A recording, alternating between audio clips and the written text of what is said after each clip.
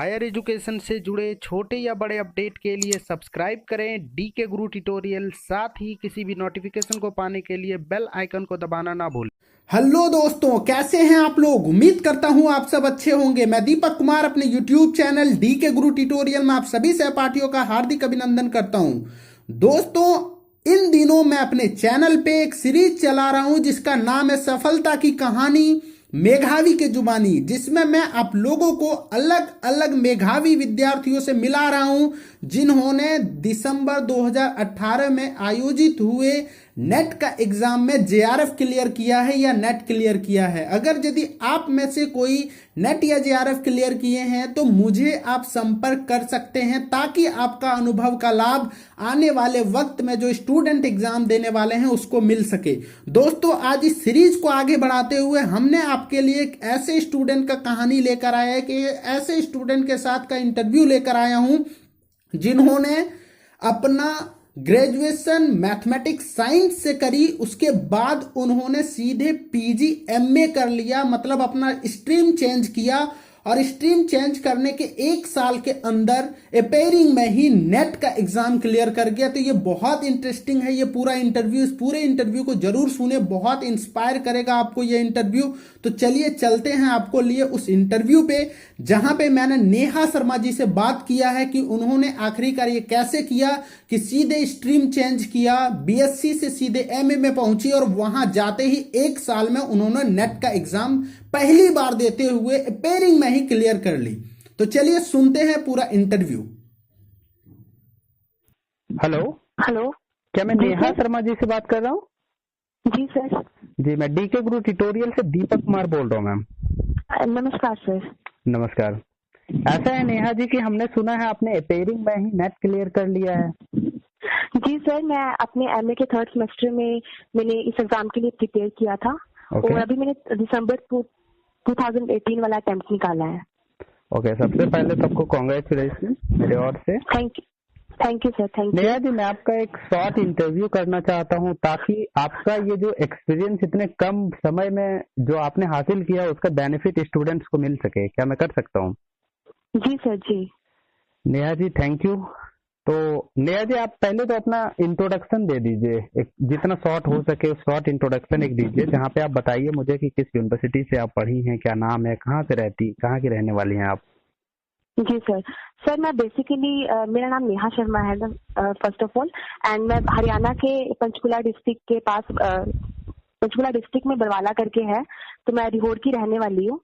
And मैंने जो अपना ग्रेजुएशन है वो साइंस से किया है, फिजिक्स एंड मैथ से।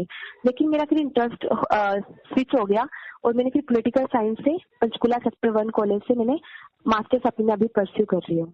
ओके, मतलब आपने अपना ग्रेजुएशन साइंस से किया और फिर सडनली आप मास्टर में जाकर पॉलिटिकल साइंस से एडमिशन लिया और वहाँ नेट निकाल लिया पहले फर्स्ट ईयर में ही? जी सर, जी। कैसे किया ये आपने? सर एक्चुअली मैं बहुत एंथुसियास्टिक थी पॉलिटिकल साइंस को लेकर। मुझे स्टेट पॉलिटिक्स में और इंडियन पॉलिटिक्स में बहुत इंटरेस्ट है, इलेक्शंस में, हर चीज में मतलब। तो इसलिए मुझे ये था कि मुझे एमएससी मैथ्स नहीं करना है। मैंने अपनी एमएससी मैथ्स की सीट छोड़ी थी और मुझे खुद को करना था कि मुझे खुद को ही प्रूव करना था कि हाँ जो मैंने किया है वो मैंने सही किया है। मुझे रेग्रेट नहीं रहना चाहिए जिंदगी में कि मैंने मैथ्स छोड़ के मैंने पॉलिटिकल साइंस के लिए ऑप्ट किया है। तो इसलिए मैंने चूज किया कि मैं नेट निकालूंगी। एंड तो मैंने अपना फर्स्ट अटेम्प्ट दिया और डेफिनेटली ये हो पाया। ओके, चलिए आप मुझे ये बताइए कि इसके लिए आपने कौन सा बुक का हेल्प लिया था पेपर 1 पेपर 2 के लिए? जी सर। सर पेपर 1 के लिए आप केवीएस मदान की एक बुक आती है पियर्सन की, बहुत ही अच्छी बुक है, आप उसका यूज कर सकते हैं। बट मैंने बहुत सारा मटेरियल जो है ऑनलाइन भी पढ़ा है। अगर आपके पास आज के टाइम में टेक्नोलॉजी है तो बंदा कुछ भी कर सकता है किसी भी कॉम्पिटिटिव एग्जाम के लिए।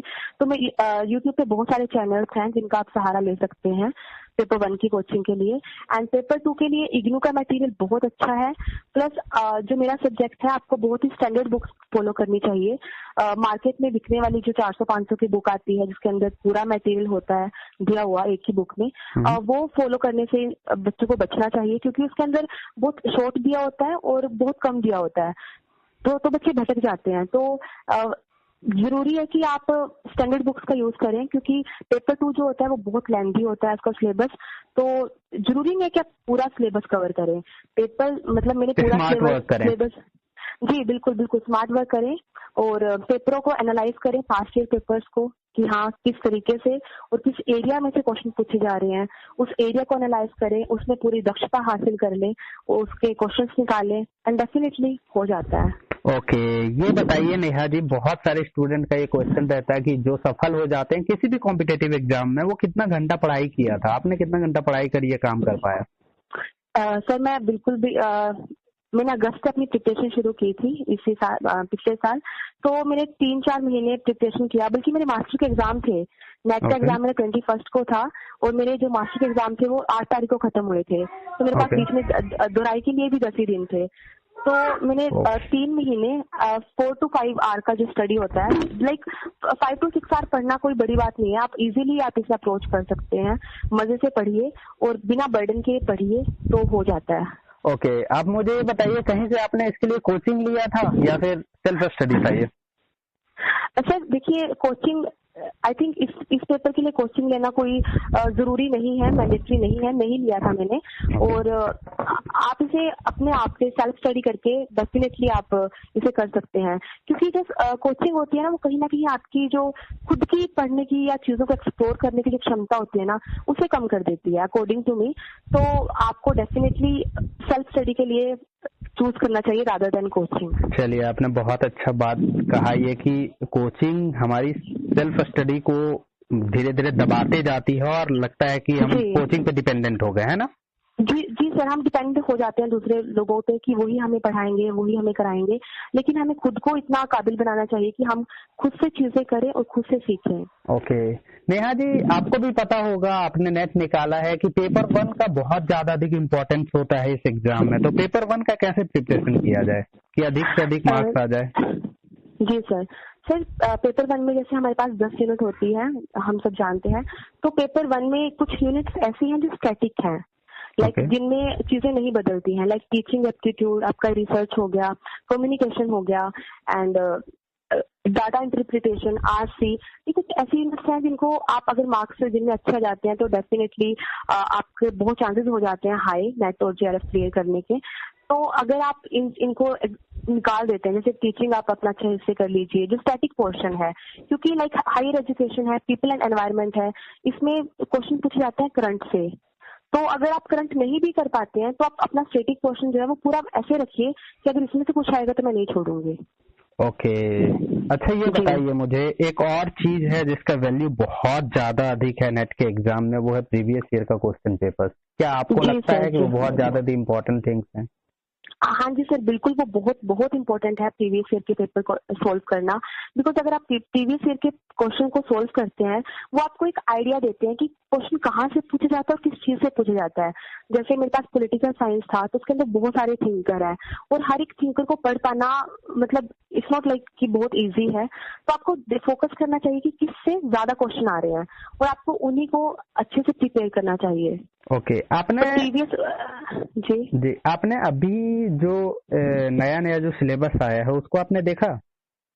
जी सर, मैंने उसे एनालाइज किया है। पॉजिटिव चेंज है, नेगेटिव चेंज है, कुछ बताएं उसके बारे में आप, पेपर 1 और पेपर 2 के बारे में।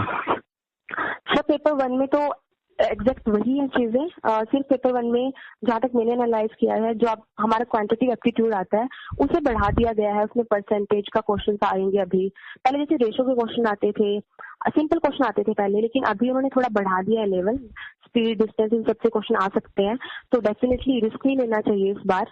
तो मैं सजेस्ट करूंगी सबको कि हमें जो भी क्वेश्चंस हैं इस तरीके के वो निकालने चाहिए, उनके ऊपर प्रैक्टिस करनी चाहिए।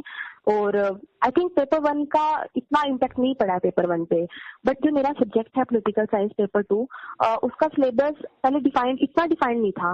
अब मैंने उसको डिफाइंड कर दिया है। जैसे पहले कुछ थिंकर्स थे, लाइक थॉमस पेन है एंड लुइस अल्थूजर है, बहुत सारे थिंकर्स हैं पॉलिटिकल साइंस में जिसमें से क्वेश्चन पूछे जाते हैं हर साल, लेकिन वो डिफाइंड नहीं है सिलेबस में। लेकिन अभी एनटीए ने इनको पूरी तरीके से डिफाइन कर दिया है कि हाँ, आपको इतने एरिया में से ये सब पढ़ना है और आपको इसमें से पूछा जाएगा। आपके हिसाब से बहुत अच्छा हो गया सिलेबस, है ना? सर सिलेबस अच्छा तो हो गया है, लेकिन सिलेबस बढ़ गया है। पॉलिटिकल साइंस की अगर मैं बात करूं तो पहले के कंपैरिजन में सिलेबस लेंथी हो गया है। ओके, चलिए आपसे जी। अंतिम क्वेश्चन है कि आप मेरे उस व्यूअर को क्या कहना चाहेंगे जो आने वाले टाइम में एग्जाम देने वाले हैं नेट जेआरएफ के लिए, क्या मैसेज देना जी चाहेंगे? जी सर, मेरी सबको एडवाइस है कि आप सिर्फ मेहनत कीजिए। अगर आप मेहनत करते हैं तो डेफिनेटली आप इसे अचीव कर सकते हैं।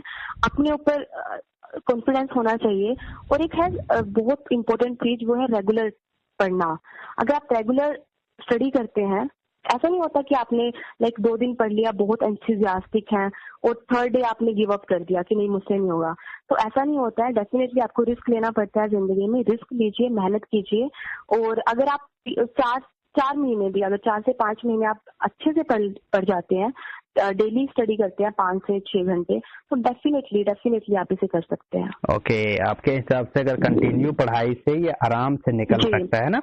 जी। और सर रिवीजन बहुत जरूरी है। ओके, चलिए नेहा जी, आपने बहुत अच्छे से सारे मेरे व्यूअर्स को समझाया, इसके लिए आपको बहुत बहुत धन्यवाद। Thank you sir. Okay, thank you.